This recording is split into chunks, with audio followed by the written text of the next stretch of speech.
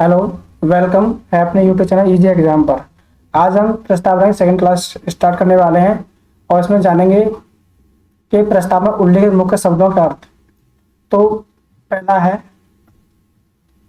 प्रत्यक्ष लोकतंत्र। प्रत्यक्ष लोकतंत्र में लोग अपनी राजनीतिक और प्रशासनिक शक्तियों का प्रयोग प्रत्यक्ष रूप में करते हैं, जैसे कि स्विट्जरलैंड में किया जाता है। प्रत्यक्ष लोकतंत्र के 4 आधार होते हैं: रेफरेंडम, प्रतिष्ठा, इनिशिएटिव पहल करना, रिकॉल प्रत्याशी को वापस बुला लेना, ये और जनमत संग्रह करना। ये चारों ही जो एग्जाम्पल हैं, जो आधार हैं, जो चारों ही आधार हैं, ये प्रत्यक्ष लोकतंत्र के हैं, लोकतंत्र के हैं।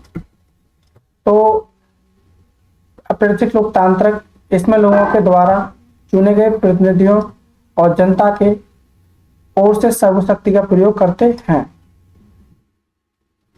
अब प्रस्तावना में उल्लेखित मुख्य शब्दों के अर्थ।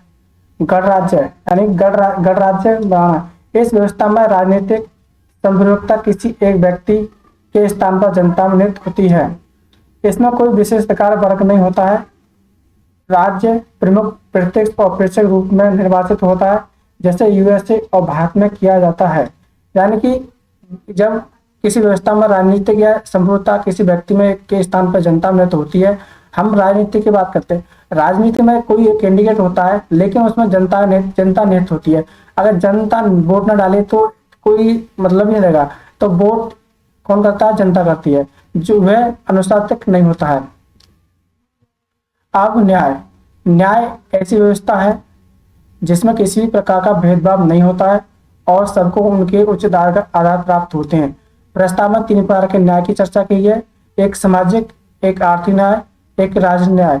जिसमें सामाजिक न्याय की बात करते हैं, जाति, मूल वंश, लिंग, जन्मस्थान, धर्म, भाषा आदि के आधार पर किसी प्रकार का भेदभाव नहीं किया जा सकता। यानी कि जाति न्याय है, उसमें हम किसी भी जाति में किसी भी कैंडिडेट को उसके अंडरटेक हम भेदभाव नहीं कर सकते, या उसकी भाषा पर, या उसके धर्म पर, या उसके जन्म स्थान पर हम किसी प्रकार भेदभाव नहीं कर सकते। अब आता है आर्थिक न्याय। आर्थिक न्याय जो होती है, यानी कि कैंडिडेट का आर्थिक न्याय कैसी है, गरीब है या अमीर है, तो उसके आधार पर किसी भी प्रकार के व्यक्ति को भेदभाव नहीं किया जा सकता, या आय संपत्ति के असमानता दूर करना है। अब राजनीतिक न्याय के बाद इसमें प्रत्येक व्यक्ति को समान राजनीतिक अधिकार प्राप्त होते हैं।